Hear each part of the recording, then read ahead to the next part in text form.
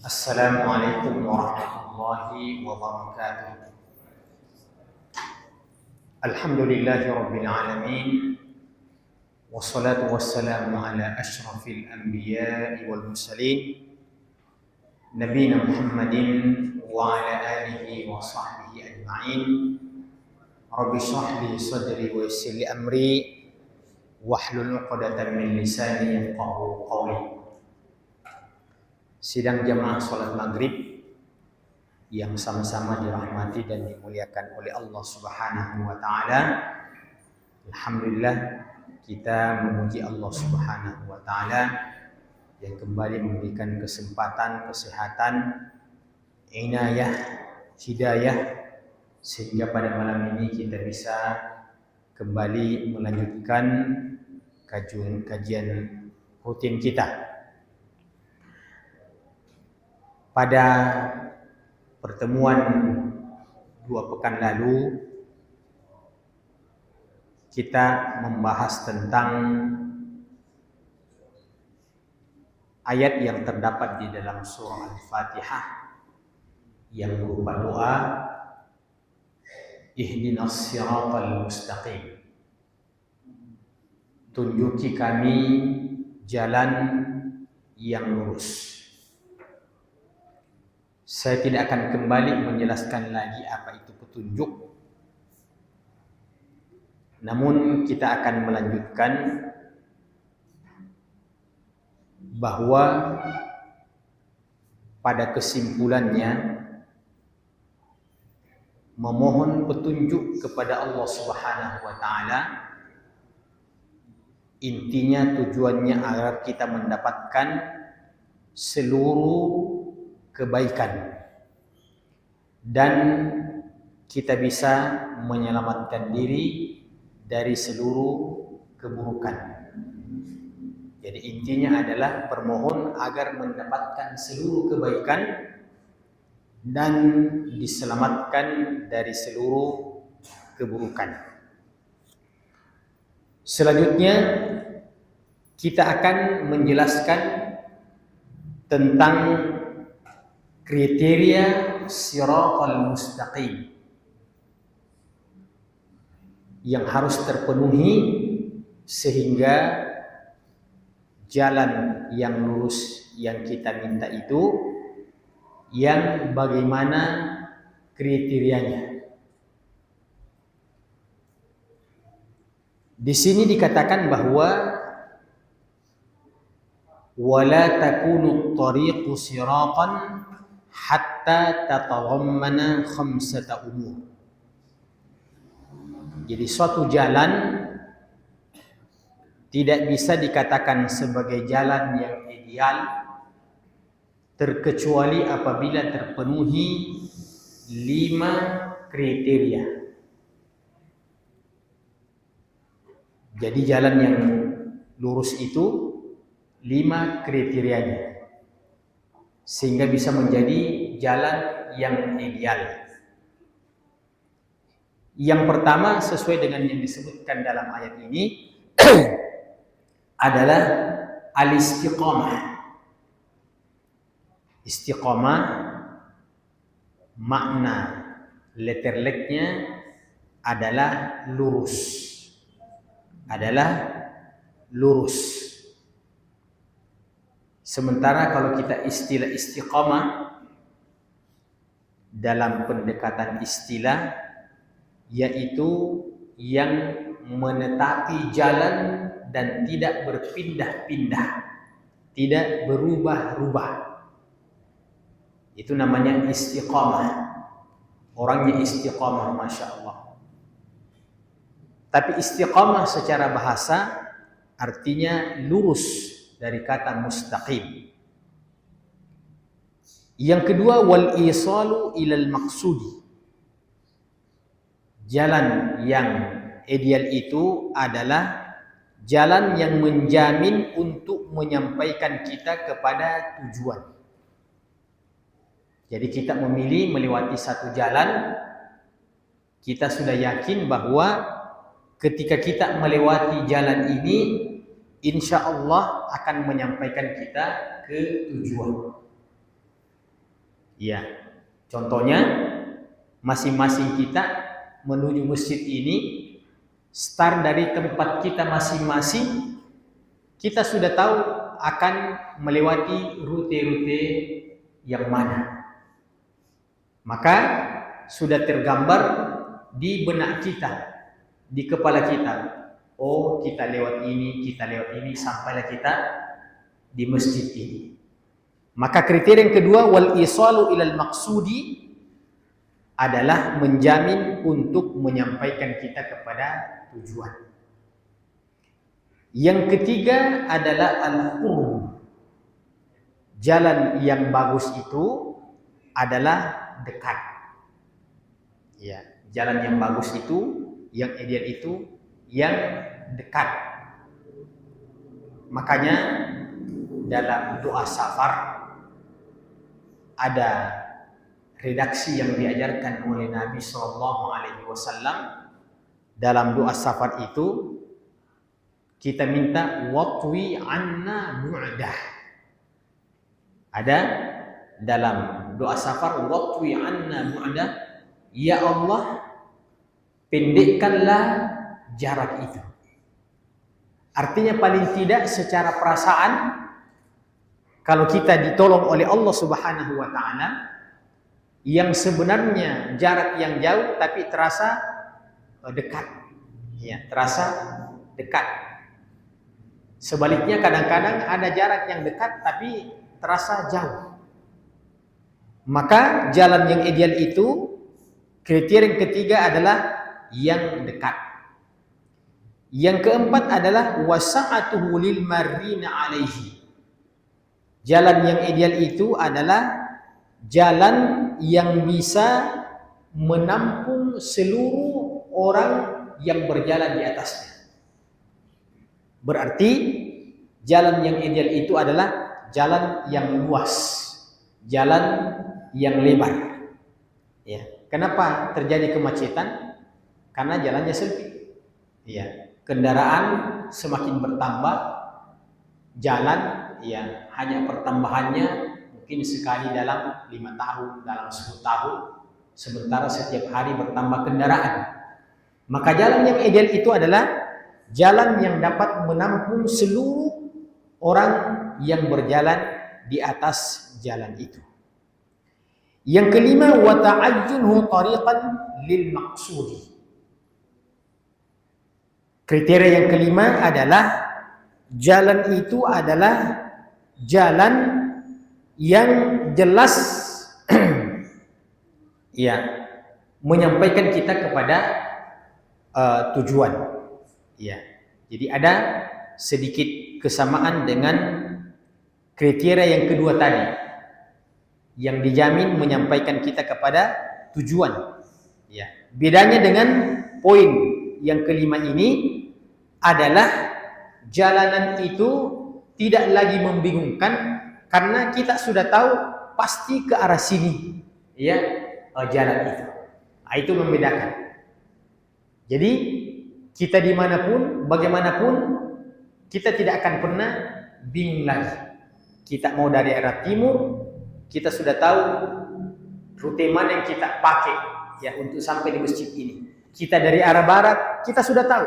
Pokoknya seluruh arah mata angin dari mana saja, kita tidak akan pernah sesat lagi untuk menemukan ya Masjid Ar-Rahman ini umpamanya. Wala yakhfa tadammunu as-siratil mustaqim li hadhihi al-umur al-khamsah, dan permintaan kita ihdinas siratal mustaqim. Ya Allah, tunjuki kami untuk menemukan jalan yang lurus itu. Jalan yang lurus yang disebutkan dalam ayat ini adalah jalan yang terpenuhi padanya 5 kriteria yang kita sebutkan tadi. Dia sudah lurus, menjamin menyampaikan kita kepada tujuan, kemudian dekat, kemudian lapang, luas, kemudian dia tidak membingungkan karena sudah jelas ya arahnya dan titik tujuannya. Sekarang kita akan jelaskan, kalau jalan itu adalah jalan yang lurus, maka apa konsekuensinya? Fawasfuhu bil istiqamati yatadammanu qurbah. Digambarkannya kriteria yang pertama bahwa jalan itu adalah jalan yang lurus, itu menunjukkan bahwa jalan itu dekat, ya. Itu menunjukkan bahwa jalan itu dekat, ya. Li'annal khattal mustaqima huwa aqrabu khattin fasilin baina nuqtatain. Karena titik start dengan titik finish, ketika dia merupakan jalan yang lurus, maka itu sangat membantu untuk mendekatkan jarak itu. Ya, sangat membantu untuk mendekatkan jarak itu. Atau kita bisa katakan konsekuensi daripada jalan yang lurus itu diantaranya sudah mendekatkan jarak,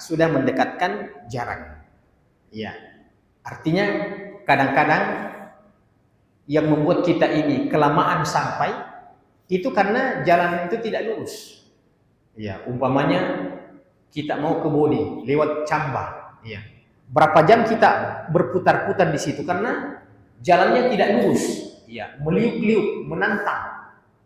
Ya. Makanya di zaman modern ini, ya, pemerintah membangun jalan tol, ya, karena jalan tol itu adalah, ya, namanya juga jalan bebas hambatan, ya, jalur cepat.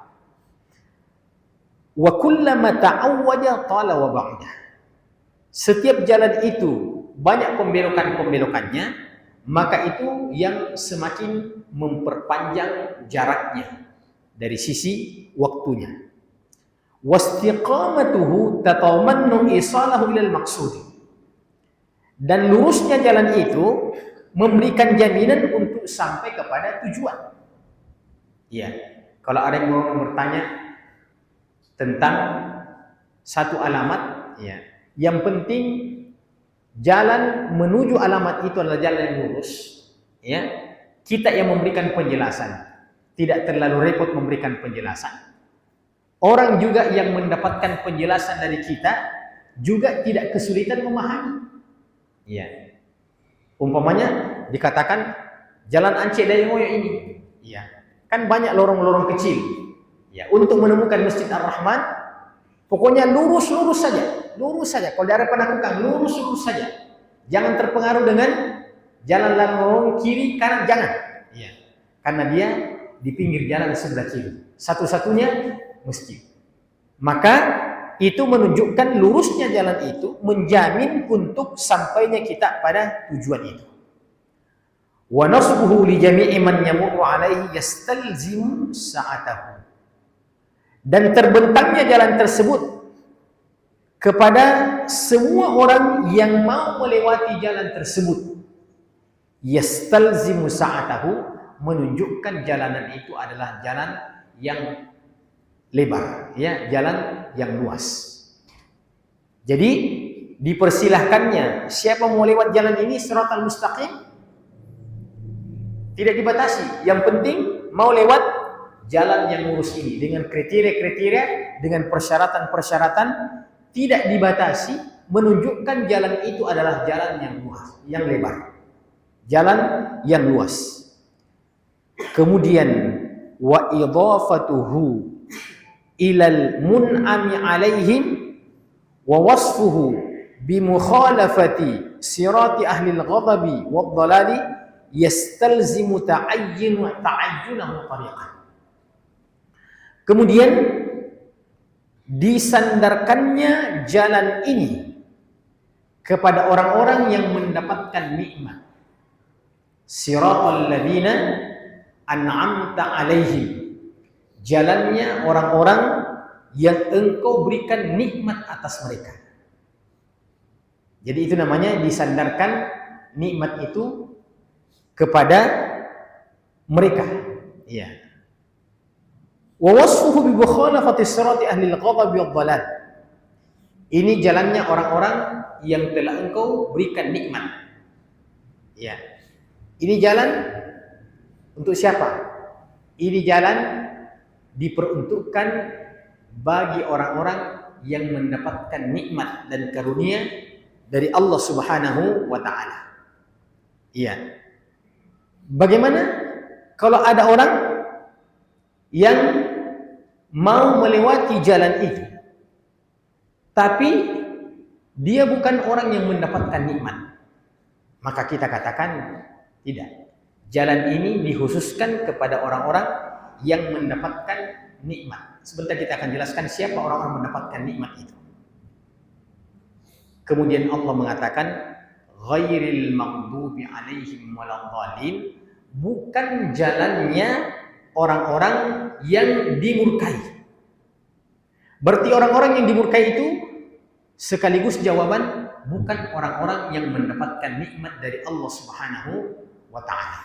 Ini khusus untuk jalan orang-orang yang mendapatkan karunia dari Allah Subhanahu wa taala, bukan jalannya orang-orang yang dimurkai. Ya, kalau ada orang yang dimurkai, tidak boleh lewat jalan ini. Dan bukan pula jalannya orang-orang yang sesat. Ya, berarti bukan jalannya ini. Itu menunjukkan bahwasanya jalanan ini begitu jelas ya rutenya dan begitu jelas ya garis finishnya.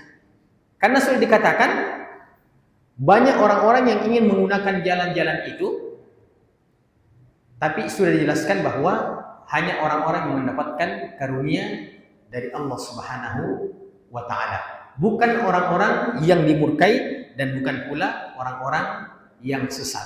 Berarti jalan itu begitu jelas, ya, tidak membingungkan karena diperuntukkan bagi orang-orang yang mendapatkan karunia dari Allah Subhanahu wa taala.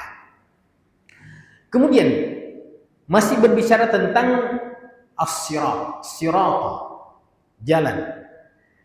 Taratan yudhafu ila Allah, di dalam Al-Quran terkadang jalan itu disandarkan kepemilikannya kepada Allah Subhanahu wa taala. Disandarkan kepemilikannya kepada Allah Subhanahu wa taala. Seperti dalam firman-Nya, wa anna hadza sirati mustaqiman, dan sesungguhnya jalanku ini, kata Allah Subhanahu wa taala, jalanku. Jadi Allah mengakui bahwa ini jalanku adalah jalan yang lurus. Iya. Dijamin jalanku ini adalah jalan yang lurus. Kemudian di ayat yang lain, wa innaka latahdi ila siratim mustaqim siratillahi, dan sesungguhnya engkau Muhammad benar-benar bisa menunjuki manusia menuju jalan yang lurus. Pemiliknya siapa? Siratillahi, yaitu jalannya Allah. Ini namanya jalan disandarkan kepemilikannya kepada Allah Subhanahu wa taala. Iya. Siapa punya ini jalan Aceh Dengoyo? Iya. Kalau ada yang mengatakan jalanku khusus ini, berarti wah, tidak boleh kita lewat, Pak. Iya, jalannya dia. Mungkin tanahnya neneknya dulu. Nah, sekarang sudah milik umum. Tidak bisa lagi ada yang mengklaim ya milik tertentu, karena sudah dibebaskan, sudah menjadi milik masyarakat, siapa saja. Maka terkadang disandarkan kepada Allah jalan itu. Kenapa? Idh huwallazi syara'ahu wa nasabahu. Karena jalan itu Allah yang menetapkannya, Allah yang membuatnya. Maka jalan apa kaitan dimaksudkan jamaah sekalian? Agama yang Allah turunkan ini, yaitu agama Islam, itu adalah jalan hidup. Itu adalah jalan hidup. Allah turunkan agama Islam ini sebagai jalan untuk kita jalani menuju sampai bertemu dengan Allah Subhanahu wa taala. Maka Allah yang membuat jalan ini, Allah yang mensyariatkan. Maka ketika Allah mengatakan ini yang aku perintahkan, ini yang aku larang, Ya. Ini yang aku halalkan, ini yang aku haramkan. Itu adalah jalan. Allah yang punya hak untuk menghalalkan dan Allah yang punya hak untuk mengharamkan. Tidak ada yang bisa mengintervensi Allah Subhanahu wa taala dari sisi itu. Karenanya setiap aturan dan syariat di dalam Al-Qur'an ataupun dalam hadis Nabi sallallahu alaihi wasallam, kita tidak punya hak untuk merubahnya sedikit pun, tergantung maunya Allah dan maunya Rasulullah sallallahu alaihi wasallam. Maka diturunkanlah aturan-aturan itu, syariat-syariat itu jalan semuanya. Maka disandarkan kepada Allah karena Allah yang menetapkan itu semuanya. Kemudian wa taratan yudhafu ilal ibadi kama fil Fatihah. Sebagaimana jalan itu sirat terkadang disandarkan kepada makhluk. Jadi terkadang disandarkan kepada Allah, terkadang disandarkan kepada makhluk. Seperti dalam ayat Al-Fatihah, siratal ladzina, yaitu jalannya orang-orang. Jadi bukan jalannya Allah dalam ayat ini, jalannya orang-orang. Orang-orang siapa? Alladzina an'amta alaihim, jalannya orang-orang yang engkau berikan nikmat. Maka disandarkan kepada Allah, kita sudah tahu jawabannya, karena Allah yang menetapkan ketetapan-ketetapan itu. Kemudian disandarkan kepada makhluk kadang-kadang likaunihim ahla sulukihi wa huwal mansubu lahum wa humal marruna alaihi. Disandarkan kepada makhluk terkadang di dalam Al-Qur'an karena merekalah yang melewati jalan itu. Merekalah yang melewati jalan itu. Jadi mudah untuk kita pahami. Kenapa jalan itu terkadang disandarkan kepada Allah? Karena Allah yang buat. Maka cocok, tepat untuk dikatakan jalannya Allah. Kemudian disandarkan kadang-kadang kepada makhluk karena kita penggunanya. Kita menggunakan. Iya. Kalau saya mau ambil contoh sederhana kira-kira, kalau ada sebuah perumahan yang dibangun, belum ada penghuninya, belum ada usernya, maka kita bisa mengatakan itu jalan-jalan di perumahan siapa yang punya? Jalannya developer. Ya. Developer yang bangun itu jalannya developer. Ya. Tapi ketika sudah ada usernya, sudah ada penghuni-penghuninya, maka seluruh fasunnya itu diserahkan kepada penghuninya. Maka menjadilah jalanan ya milik penghuni, milik user yang membeli rumah di tempat itu. Itu sekedar ya contoh sederhana dalam pendekatan. Kemudian selanjutnya jamaah sekalian, min dzikril mun'ami alaihim wa tamyizihim an ta'ifatil ghadabi wad dhalal. Dalam ayat siratal ladzina an'amta alaihim ghairil maghdubi alaihim waladdallin, ini ada 3 kelompok yang disebutkan. Yang pertama, orang-orang yang mendapatkan nikmat dari Allah Subhanahu wa taala, siratal ladzina an'amta alaihim. Dan ketika disebutkan orang-orang yang mendapatkan nikmat dari Allah Subhanahu wa taala, untuk membedakan 2 kelompok yang disebutkan pada ayat selanjutnya, yaitu ghairil maghdubi alaihim waladdallin. Bukan ya jalannya orang-orang yang dimurkai, kelompok yang kedua, dan bukan pula jalannya orang-orang yang sesat, kelompok yang ketiga. Jadi ada 3 kelompok di sini yang tersendiri dan tidak bercampur dengan yang 2 itu adalah orang-orang yang mendapatkan nikmat dan karunia dari Allah Subhanahu wa taala. Kemudian orang yang dimurkai ada kelompok tersendiri, tapi ada kaitannya dengan kesesatan. Sebaliknya kelompok yang 3 orang yang sesat, dia merupakan kelompok tersendiri, kelompok yang ketiga, tapi juga ada kaitannya dengan kelompok yang dimurkai. Adapun orang-orang yang mendapatkan nikmat dari Allah Subhanahu wa taala tidak ada hubungannya dengan pada 2 kelompok yang disebutkan setelahnya. Fanqasama an-nasu bihasabi ma'rifatil haqqi wal 'amali bihi ila hadhil aqsami tsalatsah. Disebutkannya tiga kelompok ini, kita bisa memberikan penjelasan bahwa manusia terbagi ya menjadi tiga bahagian berdasarkan pengetahuan mereka terhadap kebenaran dan pengamalannya, berdasarkan pemahaman mereka terhadap kebenaran dan pengamalannya. Maksudnya ada yang faham kebenaran dan mengamalkan, ada yang faham kebenaran tapi tidak mengamalkan, nanti ada yang suka beramal tapi tidak punya ilmu. Itu tiga kelompok. Li'anna al-'abda imma an yakuna 'aliman bil haqqi wa imma an yakuna jahilan bihi. Karena manusia itu opsi-opsinya, yang pertama ada kemungkinan adalah orang yang tahu kebenaran. Jadi ada kemungkinan orang itu tahu, mengenali kebenaran. Karena dia menuntut ilmu, dia rajin membaca, dia rajin bertanya. Yang kedua, wa imma jahilan bihi, atau kemungkinan orang itu tidak tahu tentang kebenaran itu, dia bodoh. Jadi ada orang yang tahu tentang kebenaran, mengenali kebenaran.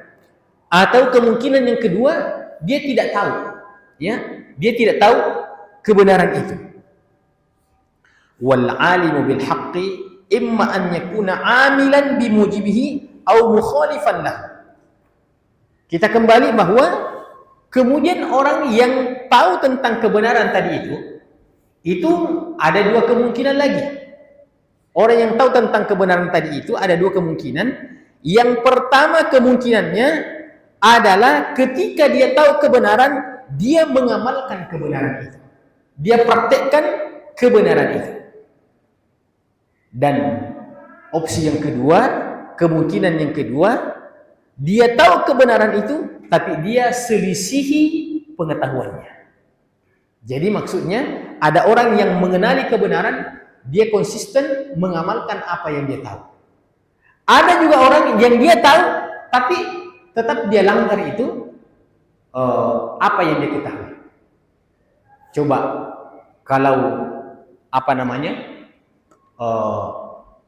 ceramah kayak seperti ini, khutbah Jumat, ya, khutbah Idul Fitri, khutbah Idul Adha, ya, ada itu baru-baru kita lihat siapa yang menentukan suara terbanyak kalau pemilihan? Hasyim Asy'ari, ya. Hasyim Asy'ari itu khutbah di depannya Bapak Presiden, Bapak Jokowi. Wah, luar biasa itu khutbahnya itu. Ya. Suka berbohong, suka ini macam-macam. Ya. Ada yang Pak Jokowi itu mengangguk-angguk, ya. Ya. Jadi persoalan itu tidak ada orang yang tidak tahu. Dia tahu bohong itu konsekuensi seperti ini, korupsi itu begini. Ya. Tapi berapa orang yang tahu kebenaran kemudian dia konsisten dalam kebenaran itu? Dan berapa orang yang sekedar teori saja? Iya. Kalau sudah muncul di video, yang mau dengar cerita mati, cari tadi itu. Karena kita sudah tahu endingnya, ini hanya sekedar ya pintarnya dicerita. Ya. Ada orang yang ketika dia muncul Pak, mungkin tidak orator, mungkin suaranya pelan-pelan, dengarkan baik-baik, masya Allah. Ini beliau ini kalau dia ceramah, kalau dia khutbah, kalau dia memberikan sesuatu, ya datar-datar suaranya, tapi semuanya bukan sembarang ini orang. Ya, ini orang yang sangat berwibawa. Ya, begitu. Contohnya Pak, ya. Kalau saya secara pribadi, tiba-tiba ada yang kirimkan link konten, saya buka, ternyata Buya Hamka. Oh, itu saya perhatikan baik-baik. Ya, mana lagi suaranya yang memang berwibawa, ya, suara orang tua. Betul-betul berwibawa. Dan itu memang ada sesuatu yang kita rasakan di situ. Orang-orang yang menggabungkan antara ilmu dengan pengamalan. Ya. Dia tidak mudah ya terpengaruh. Dia tidak mudah terpengaruh. Apalagi kalau orang itu dia sudah katakan, ya, orang itu dikatakan orang karena kata-katanya. Kalau dia berpegang teguh pada kata-katanya, ya, itulah dia orang. Iya. Pernah Jenderal Yusuf almarhum, ya, saya pernah lihat petikan-petikan ungkapannya, ya, dengan gaya khas, ya, Bugisnya. Kalau tidak salah pernah ditanya tentang satu masalah, ya, dan seakan-akan banyak yang meragukan beliau, dia kasih keluar itu kata kuncinya. Orang itu dikatakan orang dengan kata-katanya saja. Maksud saya, apalagi yang kau mau minta dari saya dan kau ragukan dari saya? Saya ini sejak dulu sebagai orang yang jujur, ya, kira-kira seperti itu. Tapi ada orang, masya Allah, ya, orator, pintar cerita, penuh dengan ayat, penuh dengan ya. Tapi ketika kita melihat, ya, tidak menyentuh, Pak, tidak menyentuh, apa itu, ya, kau yang melanggar kemarin, ya, kau yang begini kemarin, hebatmu sekarang ceramah seperti itu. Maka manusia imma an yakuna aliman bil haqqi amilan bihi au mukhalifan lahu. Ada kemungkinan orang yang kenal kebenaran ini, dia mengenalkan kebenaran itu, atau sebaliknya justru dia menyelisihi daripada kebenaran itu. Fahadi aqsamul mukallafina yaquluna anhal battah. Maka inilah pembagian-pembagian manusia yang disebutkan di dalam ayat Al-Fatihah ini. Kemudian selanjutnya dikatakan, fal-'amilu bil haqqi al-'amilu bihi huwal muna'amu alaih. Tadi kita katakan jalannya orang-orang yang engkau berikan nikmat atas mereka. Nah, sekarang kita mau jelaskan siapa itu orang yang mendapatkan nikmat. Jawabannya, orang yang mengenali kebenaran kemudian mengamalkannya. Inilah orang yang mendapatkan nikmat. Menggabungkan antara ilmu dengan pengamalan. Itulah orang yang mendapatkan nikmat yang disebutkan dalam siratal ladzina an'amta 'alaihim. Jalannya orang-orang yang engkau berikan nikmat atas mereka. Maka kalau ditanya siapa mereka itu orang-orang yang mendapatkan nikmat?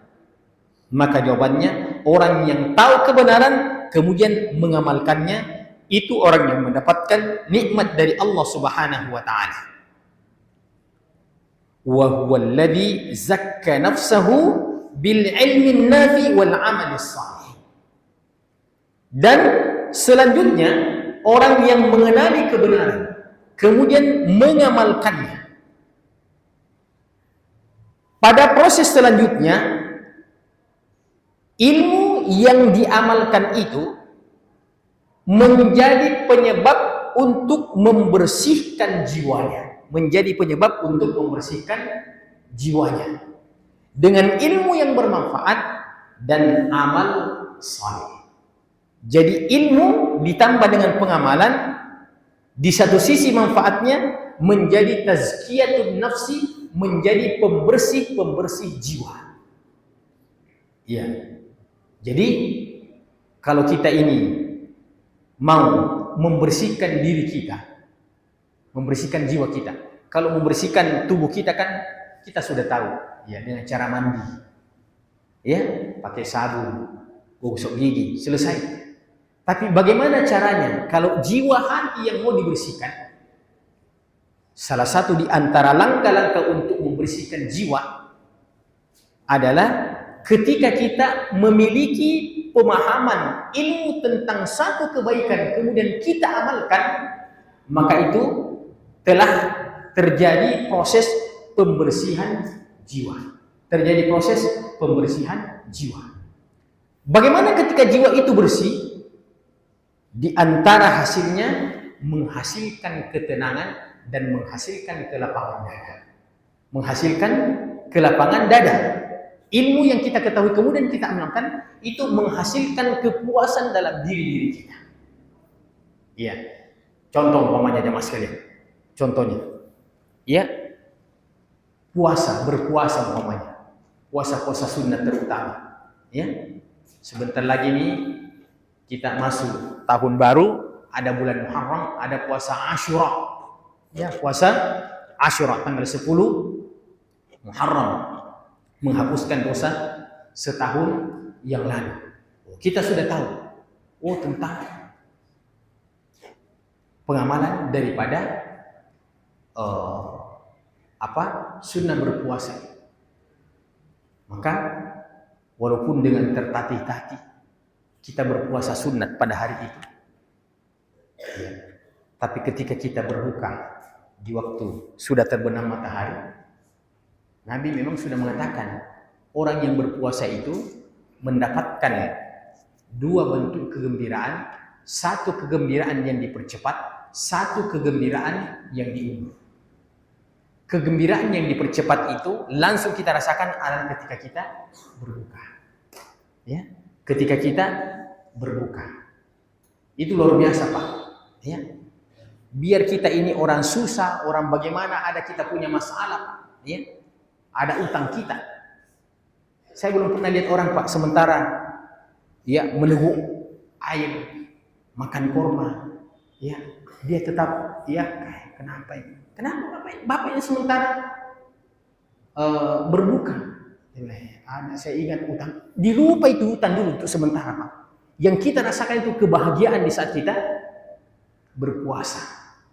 Ya, begitu kita minum satu gelas, Masya Allah. Betul-betul itu terbayar itu kita punya haus, terbayar kita punya lapar di siang hari itu, Pak. Masya Allah. Apalagi kalau kita sudah baca, Dhahabad dhama wabtallatil uruq wa thabatal ajru insyaallah. Telah hilang ya rasa haus itu, dhahabad dhama wabtallatil uruq, betul-betul itu meresap dan telah basah kerongkongan.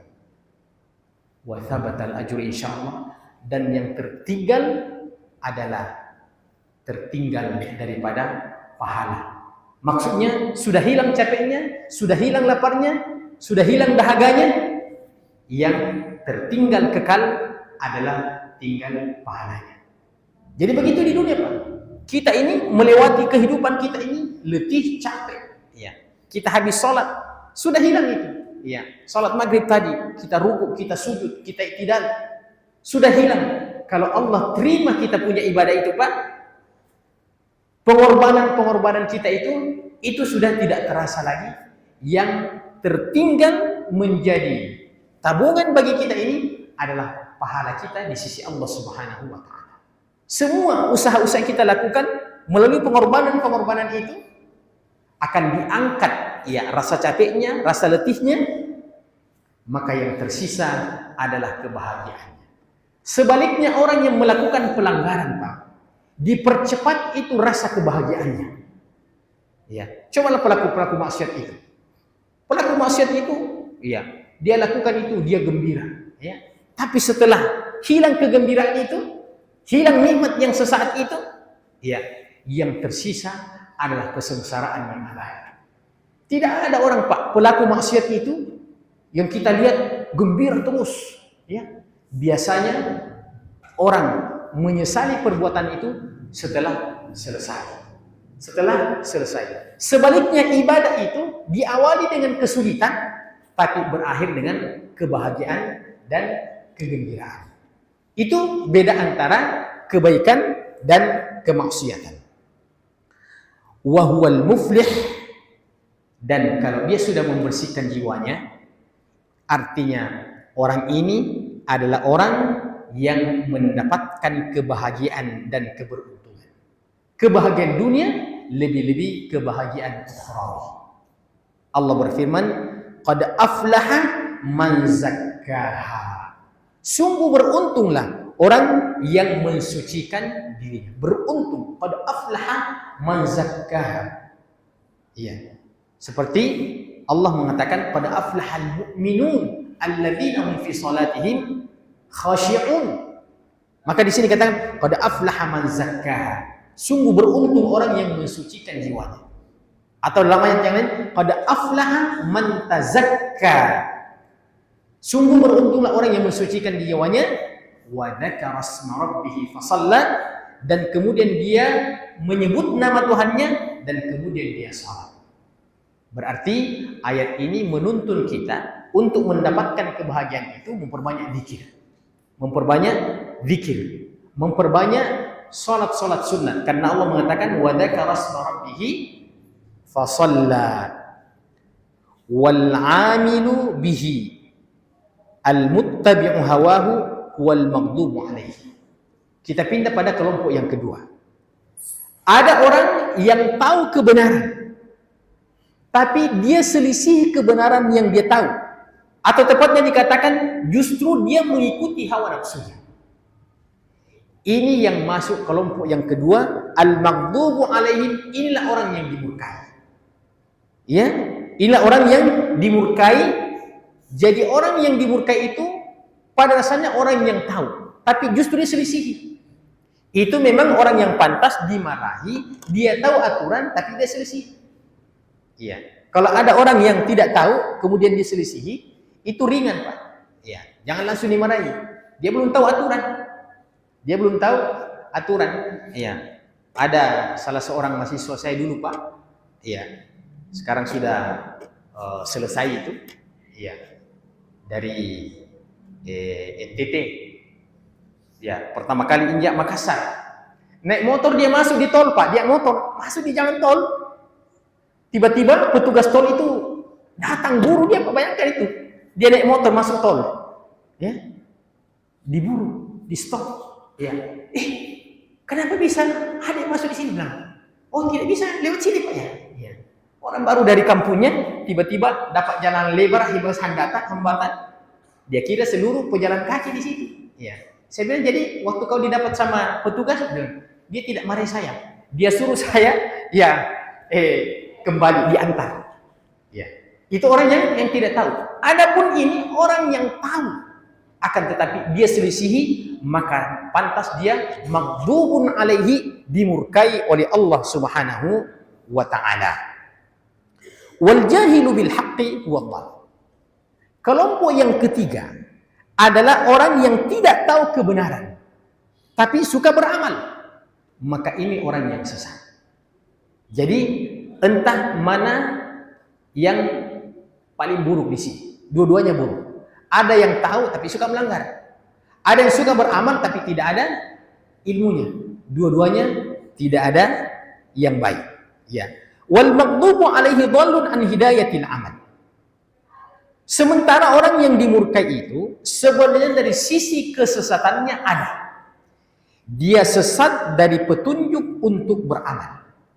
Dia sesat dari petunjuk untuk beramal. Wadhallu maghdubun alaihi li dhalalil ilmil mujibil amal. Sementara orang yang sesat itu di satu sisi dia dimurkai karena kesesatannya dari ilmu yang mengharuskan untuk dia beramal. Fakullum minhuma dhalun maghdubun alaihi.